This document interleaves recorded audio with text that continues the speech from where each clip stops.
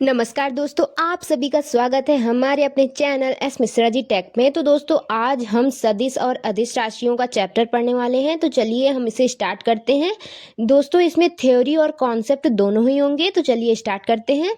तो हमारी पहली हेडिंग है सदिश राशि।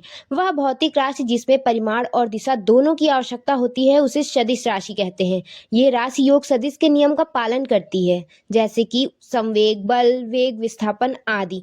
दोस्तों, ये इसमें दिशा की आवश्यकता होती है। हमारी दूसरी राशि है अदिश राशि। वह भौतिक राशि जिसमें केवल परिमाण होता है, दिशा नहीं होती, उसे अदिश राशि कहते हैं। ये राशियां योग सदिश के नियम का पालन नहीं करती, जैसे कि विभव, विद्युत आवेश, कार्य आदि। तो हमारी नेक्स्ट हेडिंग है कि समझने वाली भाषा में चलिए समझ लेते हैं सदिश राशियां। वे राशियां जिनमें लगभग व और ब शब्द आता है, जैसे कि बल, त्वरण, वेग आदि, पर सब में नहीं आता।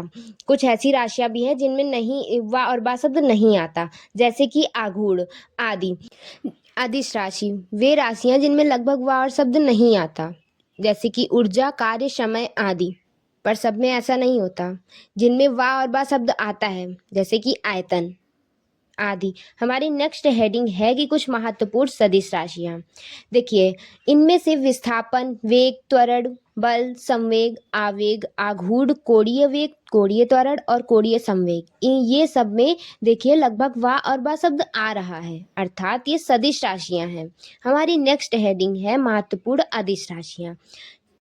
द्रव्यमान, समय, घनत्व, दूरी, चाल और ऊर्जा, कार्य, शक्ति, दाब, आयतन। देखिए, इसमें से अधिकतर में वा और बा शब्द नहीं आ रहा, पर 2 की 3 ऐसी राशियां हैं जिनमें आ रहा है वा बा शब्द, अर्थात ये सब अदिश राशियां हैं। दोस्तों, मैंने आपको जो ये अदिश और सदिश राशियां बताई हैं, ये हर बार एग्जाम में पूछी ही जाती हैं। अब हमारा नेक्स्ट हेडिंग है कि सदिश का निरूपण।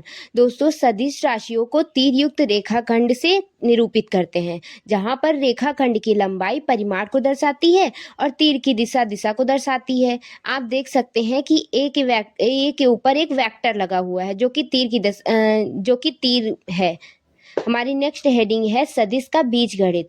2 प्रकार से होता है, सदिशों का जोड़ और घटाव और सदिश गुणन। हम और अदिश राशियों को जोड़ टेम्परेरी तरीके से हो जाता है। देखिए, नीचे लिखा भी है, अदिश राशियों का जोड़ तथा घटाव साधारण तरीके से हो जाता है। इसे हम जैसे ही प्लस माइनस करते हैं वैसे ही इसको भी कर देंगे। हमारी नेक्स्ट हेडिंग क्या कहती है, सदिशों का जोड़ नियम। 2 प्रकार से होता है, त्रिभुज नियम, दूसरा है समांतर चतुर्भुज नियम। तो त्रिभुज नियम क्या है, देखिए, इसमें ए वेक्टर और बी वेक्टर को हम जोड़ देंगे तो R vector is equal to A vector plus B vector निकल आएगा, जहां पर आर परिणामी होता है। यदि ए की वैल्यू दे रखी है 2i प्लस 3j और बी की वैल्यू दे रखी है 4i प्लस 5j, तो दोस्तों ये ध्यान रखिए कि i की वैल्यू i से ऐड होगी और j की वैल्यू j से ऐड होगी। तो यहाँ पर 2i 4j, 2i और 4i और 3i और 5i, ये सब ऐड हो जाएंगे तो 6i प्लस 8j हो जाएगा। हमारी अगली हेडिंग है समांतर चतुर्भुज नियम। यदि 2 सदिश ए बी किसी बिंदु से थीटा कोण पर कार्य कर रहे हों तो उनका परिणामी सूत्र क्या होता है, R is equal to root A square plus B square plus 2ab cos theta, जहां पर हमारी वैल्यू होनी चाहिए कॉस की 1 से कम या उस 1 से बड़ी, जहां पर हमारी कॉस थीटा की वैल्यू होनी चाहिए -1 से बड़ी और +1 से छोटी, और बराबर भी होगा तो चल जाएगा। हमारे सदिश का जोड़ नियम का एक हमने यहाँ पर देखिए क्वेश्चन रखा है, न्यूमेरिकल रखा है। किसी वस्तु पर उत्तर दिशा में 4 न्यूटन का बल है तथा पश्चिम में 8 न्यूटन का बल लगाया जाता है, परिणामी बल का मान ज्ञात कीजिए। तो दोस्तों देखिए, इनमें एक दूसरे से लंबवत बल लगाए जा रहे हैं, अर्थात theta is equal to 90 degree हो जाएगा। और ए की वैल्यू दे रखी है 4 न्यूटन और बी की वैल्यू दे रखी है 8 न्यूटन।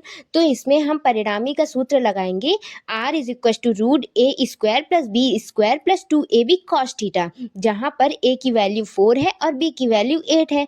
अब हम इनमें मान रख देंगे तो cos 90 की वैल्यू होती है 0, तो इससे हमारा 16 और 64 ऐड होगा तो रूट में 80 आएगा, जिससे ये बाहर निकल आएगा 4√5 होगा। अब हमारा नेक्स्ट क्वेश्चन क्या कहता है कि 2 सदिशों का परिणामी या महत्तम मान ज्ञात करना। महत्तम बोले तो अधिकतम मान। मान लीजिए दो सदिश ए और बी हैं, मान लिया।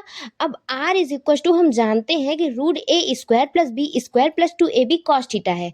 अब जब महत्तम तब होगा जब दोनों सदिश एक ही दिशा में होंगे, अर्थात थीटा इज इक्व टू 0 होगा। तो हम जानते हैं cos theta is equal to 1 होता है। तो r मैक्सिमम की वैल्यू यहाँ से A square plus B square plus 2ab root में आ जाएगी, जो कि हमारा सूत्र बनाएगी रूट में a प्लस बी का होल स्क्वायर।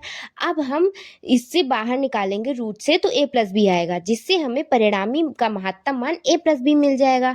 अब हमारा दूसरा है दो सदिशों के परिणामी का न्यूनतम मान। उसी तरह सेम जैसे महत्तम था वैसे ही होगा, बस केवल थीटा चेंज हो जाएगा। मान लीजिए दो सदिश a और b है और r is equal to root A square plus B square plus 2ab cos theta होता है। और जब न्यूनतम होंगे, जब एक दूसरे से विपरीत दिशा में होंगे दोनों सदिश, तो थीटा इज इक्व टू 180। अब हम जानते हैं cos 180 is equal to minus का 1 होता है। तो आर मिनिमम की वैल्यू रूट में A square plus B square plus 2ab minus 1, जिससे हमारा a माइनस बी न्यूनतम माना जाएगा। अगली हेडिंग है हमारा प्रश्न क्या कहता है कि 18 न्यूटन तथा 7 न्यूटन परिणामी के दो बल एक वस्तु पर कार्यरत हैं। वस्तु पर लगने वाले परिणामी बल का अधिकतम मान क्या होगा? तो हम जानते हैं R maximum is equal to अधिकतम is equal to A plus B होता है। तो इसमें हम मान रख देंगे तो हमारा महत्तम मान अधिकतम मान आ जाएगा R maximum is equal to 25 newton. अब हमारा दूसरा क्वेश्चन कहता है कि 15 न्यूटन और 5 न्यूटन परिमाण के दो बल एक वस्तु पर कार्यरत हैं। वस्तु पर लगने वाले परिणामी बल का महत्तम मान न्यूनतम मान क्या होगा? तो हम जानते हैं R minimum is equal to होता है ए माइनस बी, और दोस्तों इसकी वैल्यू कभी माइनस में नहीं आएगी, इसीलिए R minimum is equal to mod 15 minus 5, जो कि हमारा आंसर आ जाएगा 10। तो हमारा नेक्स्ट क्वेश्चन क्या बोलता है, यदि किसी वस्तु पर 5 न्यूटन और 12 न्यूटन के दो बल एक साथ लगाए गए हैं तो परिणामी बल का परिमाण निम्न में से कौन सा नहीं होगा? तो दोस्तों a इज इक्व टू 12 दे रखा है और b इज इक्व टू 5 दे रखा है। हम मैक्सिमम और मिनिमम की वैल्यू निकाल लेंगे तो हमारा सही उत्तर हो जाएगा 20 न्यूटन। अब हम अगले प्रश्न में चलते हैं। हमारा अगला प्रश्न क्या बोल रहा है, यदि कोई सदिश a is equal to 6i plus 2j plus 3k हो तो उसका परिणामी ज्ञात कीजिए। तो हमें दिया है a is equal to 6i plus 2j plus 3k, तो x अक्ष का परिणाम होगा 6 और y अक्ष का परिणाम होगा 2 और z अक्ष का परिणाम होगा 3। तो mod of a is equal to root में सभी वैल्यू निकाल लेंगे, सदिश का परिणामी 7। दोस्तों अब हमने सदिश के जोड़ के बारे में तो पढ़ लिया, लेकिन अब गुणन के बारे में पढ़ते हैं। सदिशों का अदिश गुणन डॉट से लिखते हैं, ठीक है, को डॉट से लिखते हैं। यदि दो सदिश ए बी एक दूसरे से थीटा कोण पर काटते हैं तो अदिश गुणन A dot B is equal to A B cos theta होता है। तो चलिए अब हम सदिशों के अन्य गुणन के बारे में समझ लेते हैं।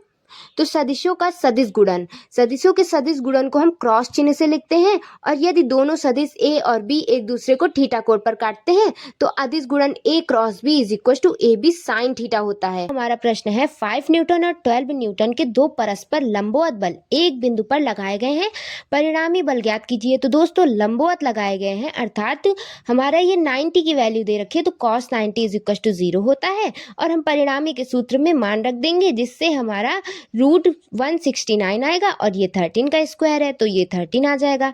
नेक्स्ट क्वेश्चन है, यदि किसी सदिश के घटक 6i प्लस 8j हैं तो उसका परिणामी ज्ञात कीजिए। तो दोस्तों परिणामी हम जानते हैं mod of a is equal to root A square plus B square होता है, तो ये इससे हमारा ये वैल्यू आ जाएगी। हमारा अगला क्वेश्चन है कि 3i प्लस 4j और 4i प्लस माइनस 3j सदिशों का अदिश गुणन ज्ञात कीजिए। तो मैंने बताया था आपको अदिश गुणन डॉट प्रोडक्ट होता है, तो इसे हम डॉट से डिनोट करते हैं। तो 3i plus 4j dot 4i minus 3j, तो यहाँ पर 3 इंटू 4 हो जाएगा और 4 इंटू माइनस 3 हो जाएगा। i का इंटू आई से होता है और j का इंटू j से होता है, तो 12 माइनस 12 जहाँ से हमारी वैल्यू 0 आ जानी है। नेक्स्ट क्वेश्चन हमारा बोलता है, यदि दो समान सदिश में 10 न्यूटन और 15 न्यूटन के हैं तो परिणामी बल ज्ञात कीजिए। तो परिणामी इज इक्व टू होता है 10 प्लस 15 इज इक्व टू 25। ठीक है दोस्तों, नेक्स्ट क्वेश्चन हमारा क्या बोलता है, नेक्स्ट क्वेश्चन है कि यदि दो समान सदिश 8 न्यूटन के बल विपरीत दिशा में कार्य कर रहे हैं तो परिणामी बल कितना होगा। तो दोस्तों परिणामी जब एक दूसरे से विपरीत दिशा में होते हैं तो न्यूनतम का मान निकाला जाता है। तो 8 - 8 इज इक्वल टू 0 डिग्री का बल होगा। ठीक है दोस्तों, कुछ अन्य परिभाषाएं लिखी हैं जो कि इंपॉर्टेंट होती हैं पेपर के बेस से। तो एकांक सदिश वह सदिश जिसका परिमाण 1 होता है, एकांक सदिश कहलाता है।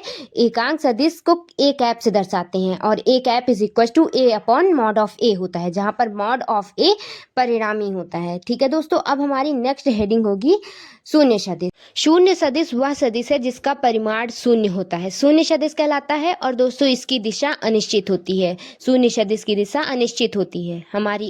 हम अब कुछ डॉट प्रोडक्ट को देख लेते हैं और कुछ क्रॉस प्रोडक्ट को। तो आई डॉट आई को हम लिखेंगे तो उसकी वैल्यू 1 होगी। इसी तरह सेम की वैल्यू 1 होगी और डिफरेंट वालों की 0 होगी। और क्रॉस प्रोडक्ट की बात करें तो I cross I is equal to 0 होगा, मतलब कि सेम वाला का 0 होगा। और उसके बाद क्रॉस वालों जो अलग अलग होंगे जिसमें से जिसकी वैल्यू नहीं होगी उसकी वैल्यू हो जाएगी। ओके दोस्तों, और उल्टा अगर होगा तो माइनस में वैल्यू आ जाएगी। देख लीजिए, जैसा कि आप देख सकते हैं मेरी भाषा से आपको समझ में नहीं आ रहा होगा। तो आशा करती हूँ आपको ये चैप्टर समझ में आया होगा। Don't forget to like share and subscribe. Thanks for watching. Bye bye.